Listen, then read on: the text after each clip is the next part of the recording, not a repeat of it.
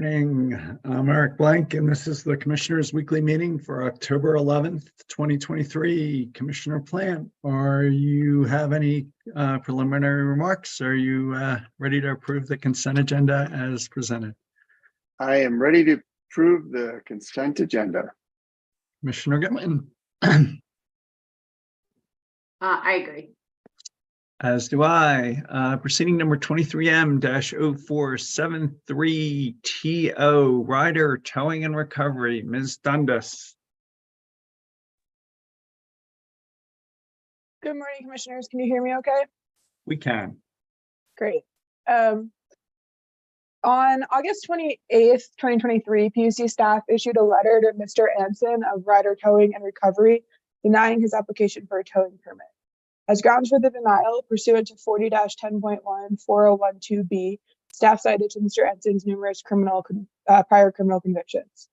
Staff determined that, quote, due to his wanton and willful disregard for his legal duties and responsibilities, as well as the gravity of the associated convictions, there is good cause to believe issuance of the requested towing permit was not in the public interest. On September 25th, Mr. Anson submitted a request for reconsideration to the PUC for reconsideration of his application for a towing permit. In his petition, he states that he can demonstrate that the regulator's actions were invalid because it was arbitrary and capricious. He states that the matter reference occurred 28 years ago when Mr. Anson was a teenager, and he claims he was advised during parole that the restitution did not need to be paid because the victims were already compensated by an insurance company. He states he's been gainfully employed with a commercial driver's license for 20 years and makes other claims to his character. He states that the PUC is the first entity to have asked for restitution, and he further argues that Colorado advances a theory of rehabilitation and Mr. Anson should not be judged by events in the far distant past. As such, he requests the PUC reconsider his towing permit denial. Unless there's any questions, I can proceed with the recommendation. That'd be great. Pursuant to new authority granted in House Bill 1314, codified at 40-10.1 4012B and effective in August of 2022, the Commission can deny an application or refuse to renew an existing permit of a tower or carrier based on determination that there's good cause to believe the issuance would not be in the public interest. Under this new authority, transportation staff reviews towing permits and makes an initial determination. When towing staff denies a towing permit, the letter states an applicant may within 60 days file a petition for the Commission to order reversing this initial determination. And under that authority, I recommend you refer this to an ALJ for further process.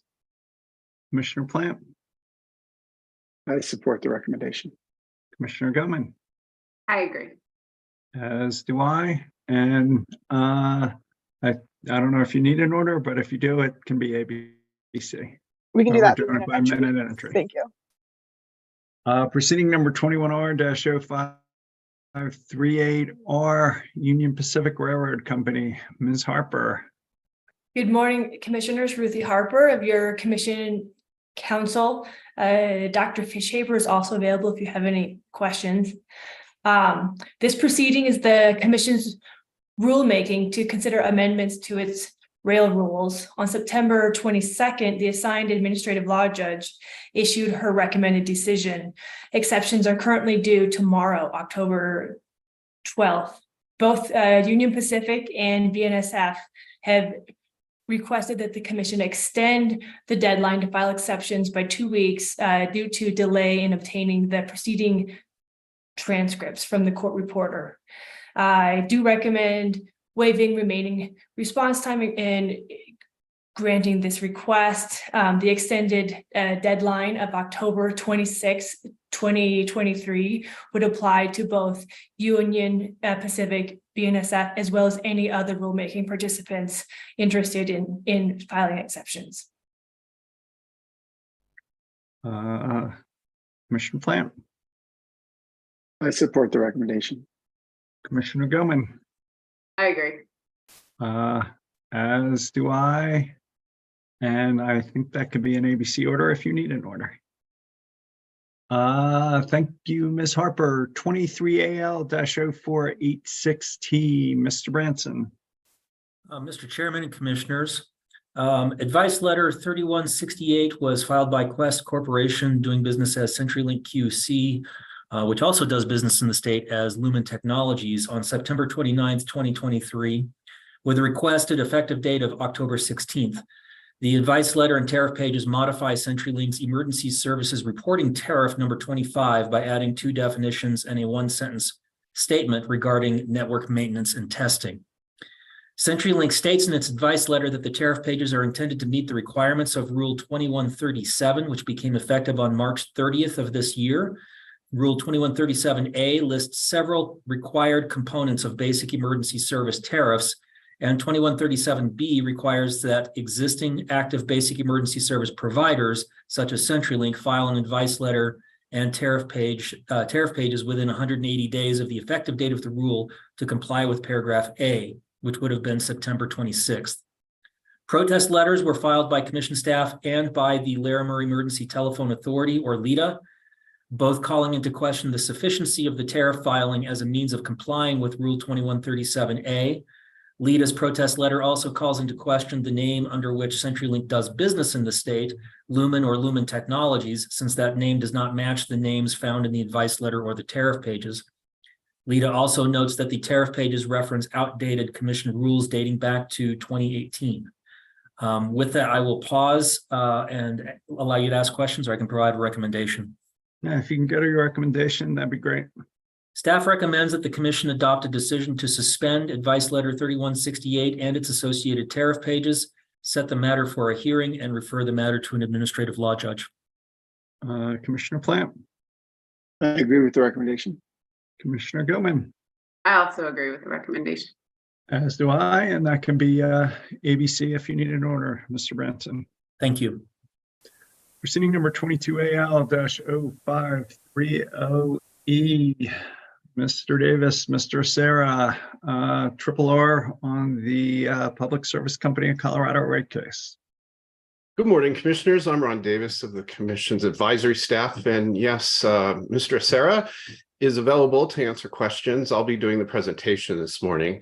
And I'd like to present the 2 applications for rehearing, re-argument, or reconsideration to decision number C-23-592 that was filed by Public Service Company of Colorado and separately by the Colorado Office of the Consumer Advocate, Utility Consumer Advocate, or UCA. As you know, that decision approved the mostly comprehensive settlement reached by most of the parties in this Phase 1 electric case. And by that decision, the commission also resolved the 2 non-settled issues in the proceeding. The first of those issues was whether to defer recovery of depreciation expenses of certain coal plants, and the commission rejected that proposal.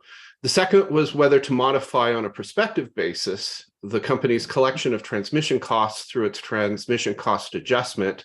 And on that point, the commission decided to make modifications to the company's TCA. UCA requests in its RRR that the commission clarify that the costs of certain facilities contested by UCA in this rate case, costs that were not completely included in the settlement test year, remain an issue and may be reviewed for prudency and related cost recovery in a future proceeding. And in its RRR, Public Service asked for authority to modify the changes the commission required for the company's TCA tariff to narrow the types of transmission projects eligible for cost recovery through the rider. Before I provide further details about those RRR pleadings, and those will be presented separately for votes, we should also note that Public Service also asked the commission to correct a typographical error in paragraph 50 of the decision. The long-term debt ratio in the company's capital structure is 43.4% in accordance with the approved settlement agreement, rather than the 43.3% as reflected in the order. So we can correct that typo by this order addressing the RRR. So now turning to the UCA's RRR, UCA explains that pursuant to the settlement agreement approved by the commission, the parties agreed to use a historical test year ending December 31st, 2022, instead of Public Service's proposed future or forecasted test year. And as a result of approving the settlement, most of the projects disputed by UCA's witness, Mr. Chris Neal, were ultimately not used as inputs into the company's settlement test year revenue requirement model. Consequently, The disallowance as recommended by Mr. Neal became moot once the commission approved the settlement agreement, and thereby this historical test year that excluded the overrun projects that Mr. Neal disputed. UCA, did we lose the chairman?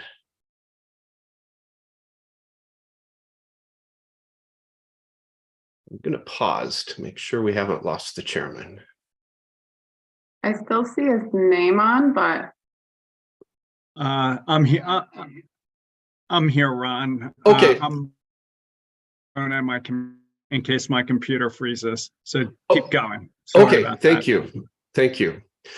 So in its RRR, UCA asked the commission to clarify that because of the change in the settlement test year, the costs associated for certain transmission facilities discussed by Mr. Neal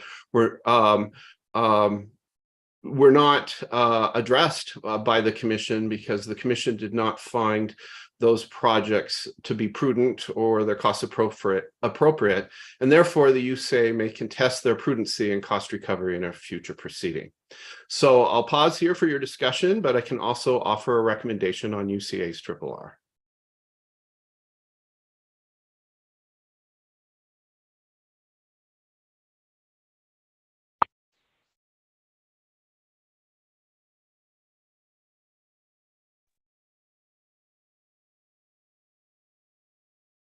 looks like maybe he's calling in. Yeah, maybe. Sorry, I'm just driving me crazy. Keep going, Ron. Okay, well, shall I provide a recommendation?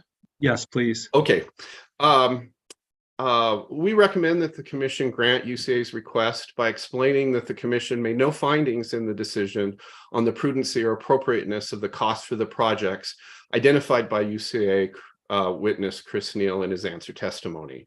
The decision thus does not preclude UCA from challenging the prudency of these projects when those projects are in a future rate case or other proceeding presented for cost recovery. Commissioner Plant, I agree with the recommendation. Commissioner Goman, I also agree. as do I. Okay, and now we'll turn to Public Services RRR.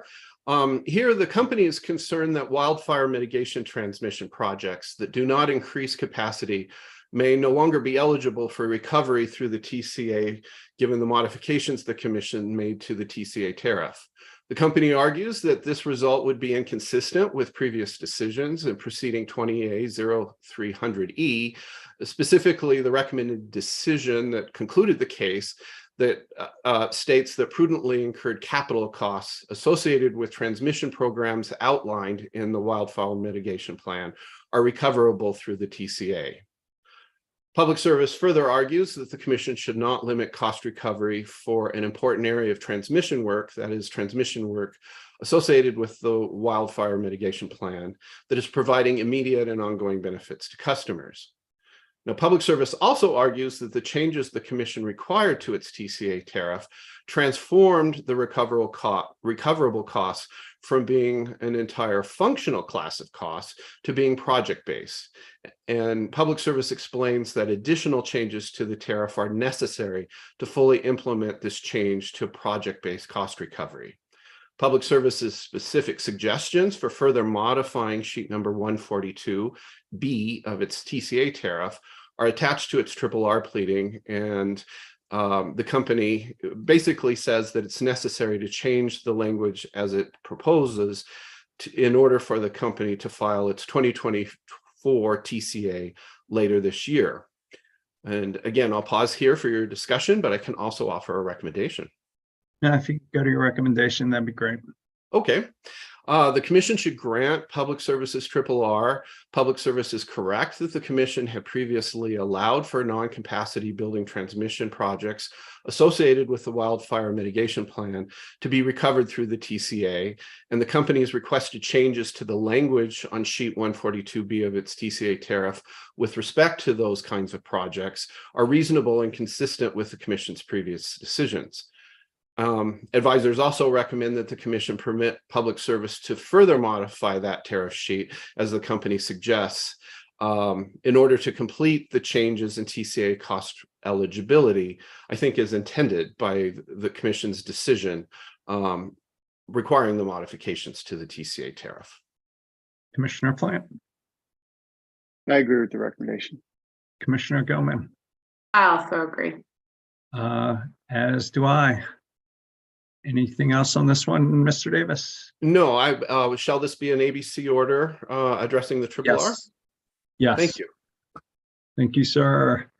Proceeding 23A-0392EG, Clean Public Service Company Clean Heat Plan. Ms. Dundas, Mr. Mendelson.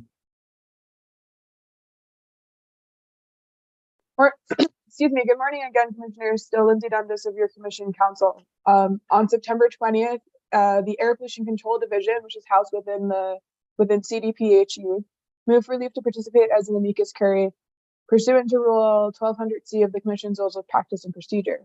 APCD serves as staff to the Air Quality Control Commission. No responses were filed to APCD's motions. As ground for the motion, the division states that that both its general statutory mission and specific statutory duties given to the division in Senate Bill 21264, the clean heat legislation, are grounds for granting the division amicus status in this proceeding.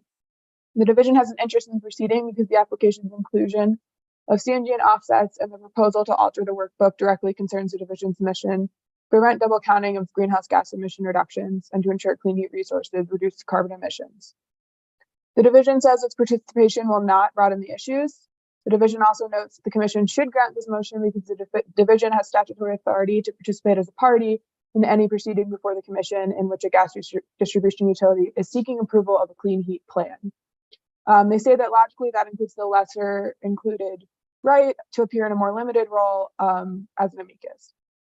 They plan on filing briefs on narrow issues of law. I can give a recommendation on this motion. Yeah, seems pretty easy, but yeah, we take the recommend recommendation. Thank you. Yeah, we recommend granting the motion and granting them amicus status. They may have important context to provide, and we think that they met the requirements of Rule 1200C, which requires a non-party seeking amicus status to identify why the non-party has an interest, what issues it will address, and why their legal arguments may be useful to the Commission. Commissioner Plant, Thanks. I support the recommendation. Commissioner Gilman, I agree. as do I. Thank you. One more motion to present today. On October 3rd, the same movement who filed the motion for partial summary judgment back in September filed a motion for leave to respond pursuant to Commission Rule 1400E. Under that rule, the Commission may grant leave to file a reply only if the movements demonstrate, among others, but relevant here, a material misrepresentation of fact or quote an correct statement of or error of law. They argue that in this context, responses to the summary judgment motion should include misrepresentations of the motion's legal arguments, and those should be considered material because this is a summary judgment motion. They argue they're entitled to an opportunity to respond because first, public service mischaracterizes their legal arguments, and second, the Pueblo and other response contain an incorrect statement of error, an incorrect statement or error of law. The movements do state that this motion is opposed and several parties have reserved their right to respond. I have a recommendation on procedural matter related to this. Yeah, if you could give your recommendation, that'd be great. We recommend shortening the response time for this motion to Friday, October 13th. The motion is opposed and notes several parties reserve the right to respond, so receiving some responses is likely. If response time is not shortened, then they'll come in October 17th, and we anticipate bringing up the merits of the motion on October 18th, so that would be a tight timeline. Commissioner Plant, I agree with the recommendation. Commissioner Gilman, Also agree. as do I, and I think that can be an ABC order dealing with the procedural issues. So thank you, Ms. Dundas. Thank you. 23M-0005E, transmission facilities, CPCNs, and ordinary course of business. Ms. Rosati. Good morning, Commissioners. Wendy Rosati of your Commission Council. This proceeding is on the agenda today to set a deadline for responses to written staff recommendations filed in this proceeding in late September, in accordance with decision number C23-0525. I'll note that the process for this proceeding is a bit different than the past annual Rule 3206D proceedings. Typically, a staff member offers recommendations through a presentation at a Commissioners Weekly meeting and serves as an advisor. This year, written recommendations from staff were appropriate to provide additional transparency given recent advocacy and other proceedings. The Commission can take up the recommendations at a later weekly meeting with any necessary assistance of counsel and advisors. With that background, my recommendation for today is to set a response deadline to the recommendations of 1 week from the issuance of the decision, and I can pause for your vote, questions, or discussion. Commissioner Plant, I support the recommendation. Commissioner Gilman, I agree. as do I. And if you need an order, it can be an ABC order. If not, we'll do it by the minutes. Thank you. It'll be an ABC order. Thank you, Ms. Rosati. 23M-0234G, Mr. Mendelson, Ms. Rosati, gas infrastructure planning rules. Yes. Hello, Commissioners. I'm Mike Mendelson with your advisory team. I'm joined by Wendy Rosati of Commission Counsel. Public Service filed its first informational gas infrastructure plan, or GIP, in May, pursuant to new gas rules finalized earlier this year. Several rounds of comments were filed by parties to the proceeding. Public comment hearings are scheduled for October 19th and 20th. In addition to traditional public comment, the hearings also represent an opportunity for the Commission to ask specific questions of the company regarding the investment and operation of its gas distribution system, and to engage with the parties on protocols and potential next steps, as the Commission's order in this proceeding will provide guidance to the company's first fully adjudicated GIP application in 2025. Advisors have distributed to each of you a draft agenda for those public comment hearings, which includes subject areas including forecasting, investment subject to GIP review, non-pipeline alternatives and analysis, mapping requirements, among other issues. One area I'd like to explain in a little more detail: advisors recommend requiring the company to explain with system maps and data of the area and customers served, constraint points, and other investment activity relevant to the pressure district or geographic area to be served for 3 critical projects. The Pearl Street Mall project in Boulder, where NPAs are proposed to replace a traditional capacity expansion project. The F3 reinforcement project, where NPAs to replace the traditional capacity expansion project were rejected. And 3, the Mountain project, which was not explained in this GIP, but is expected to require significant investment in the foreseeable future. I'll pause here for your discussion or to answer any questions. Commissioner Plant, I have no questions. I support the recommendation. Commissioner Gilman, I also support the recommendation. Mr. Mendelson, I was just wondering, are we going to put anything out that shows this area, or is this discussion kind of all that serves to guide the parties as to how we're grouping subjects and when they'll be taken up? We could put forward this entire agenda or our subset of it, and however the Commission would like to proceed. But I think yes, some aspect of this agenda to explain to the company and the parties what to expect and when we think it will come up.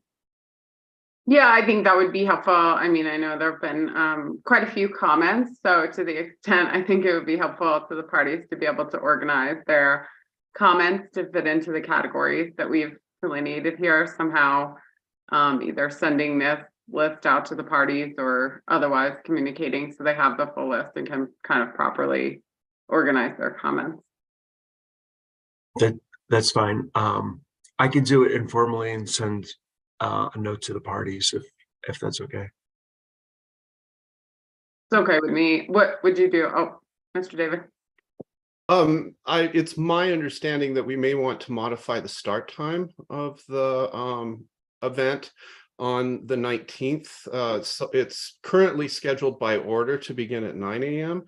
And if the company or if the Commission intends to start later than 9 a.m., we will have cause to issue a decision.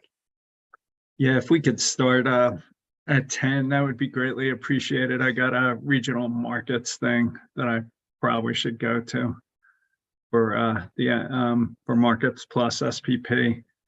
So would you be all right starting at 10, Commissioner Gilman? Yeah, I think that's fine. Okay, so we'll issue this decision changing the start time to 10 and kind of delineating the order that we see it, Mr. Middleton. That's fine. I think we have like kind of more or less some guess when different things will be taken up, but probably the order more so than exact timeline on when certain things will start at this point. Understood. And I would just add my request that since we have a confidential session, if you guys could help me manage it so it either comes at the end of the day, first day, or at the beginning of the second day, that'd be greatly appreciated. I think I'm not 100% sure with the request for more information about those projects, if that will end up being confidential or not. So it's a little hard for me to gauge like how long the confidential session might be in terms of when we take it at this point. I don't know when we'd get that feedback or no, but feels a little hard right now to guess at the length of the confidentiality. Understood. But I can group my questions as I'm preparing certain. That'd be great. Commissioner Plan, any additional comments? Nope. Mr. Mendelson, back to you. That's fine. I think we can go forward. And is it okay to put this out as an ABC order? Yep. That'd be great. Anything else, Mr. Mendelson? No, that's all for today. Thank you. Thanks. 22B-0517 EG, partial variance from personal information disclosure. Ms. McLaughlin. Yes, commissioners. So the commission's electric and gas rules include provisions to implement the Low Income Energy Assistance Program pursuant to statute.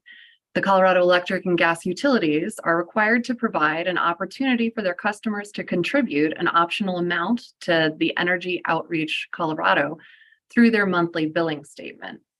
Under commission rules, utilities must provide EOC with all donating customer names, billing addresses, and monthly donation amounts. The concern here in this proceeding was whether the rules permitted the utilities to also provide associated customer account numbers, which are classified as personally identifying information under Rule 1105, and not explicit in Rules 3411 and 4411 as donation and related information that must be provided to EOC. In its initial waiver filing, EOC, Atmos, Black Hills, CNG, and Public Service jointly requested that the Commission waive Rule 1105 to allow disclosure of associated donor customer accounts to EOC. Joint filers further sought a rule change to make clear that EOC can receive customer account information going forward. Staff intervened in this proceeding and opposed any rule waiver to provide associated customer account numbers, raising concerns of customer privacy and notice. Through your decisions earlier this year, the Commission granted a partial variance to continue the LEAP processes and allow limited customer data sharing subject to protections through this past summer. The Commission also balanced the importance of continuing LEAP funding, as EOC has successfully done for almost 2 decades, and therefore directed the utility and staff to confer on appropriate updates to customer notice language, and also on EOC practices to consider if rule changes or other processes could be followed. On September 27th, the utilities and EOC filed a joint motion, and the filing explains that following numerous conferrals with staff, the joint petitioners proposed 2 remedies to resolve trial staff's concerns. First, in collaboration with staff, the utilities develop a clear customer notification language that the utilities will incorporate into their respective monthly bills. And second, executing NDAs, non-disclosure agreements for each utility to execute with EOC, wherein EOC agrees to maintain reasonable data security processes and practices appropriate to the private nature of customer account information. While the joint motion states that no rule change is needed to accommodate this 2-part process, including that Rule 1105 already allows for NDAs such that utilities can work with third parties to provide services, the filing nevertheless seeks a permanent waiver of the Commission's prior decision and waiver of Commission rules. Unless there are questions, I'm prepared to provide a recommendation for today. Now, if you can make a recommendation, we'll come back with questions, comments, discussion, or a vote. Okay, certainly. Advisors and council are pleased with the outcome that was reached through conferral process directed by the commission. We do agree that the NDA processes and updating customer notice are appropriate and are contemplated already in the commission's rules. We therefore recommend accepting the process resolution proposed in the joint motion and making clear that no further rule or waiver of past decisions is needed. The limited waivers provided in your decisions earlier this year have already expired and are now resolved if you agree that the updated NDA process offered in the latest filing is appropriate. If you agree with that recommendation, I can prepare an ABC order. Commissioner Plant. It sounds like the parties have come up with a good solution, so I support the recommendation. Thank you. Commissioner Gutman. I agree. As do I, and as you say, that can be ABC, Ms. McLaughlin. Thank you. Thank you. Thanks. I think that concludes our agenda. Commissioner Plant, any final thoughts? Thank you. I just wanted to mention that the hearing for 23M 0466EG is happening this afternoon at 1 o'clock. That's the hearing to discuss third-party RFPs for virtual power plants, gas demand response, and neighborhood electrification programs that we approved way back in March or something. And any parties that would like to participate can register for the Zoom meeting at our website. I'm looking forward to hearing from the parties. Pleased to see you moving forward so quickly. Commissioner Gilman, any final thoughts? Nothing additional. Thank you. Thanks to everyone. Easy day, relatively short day. With that, we're adjourned. See you next time.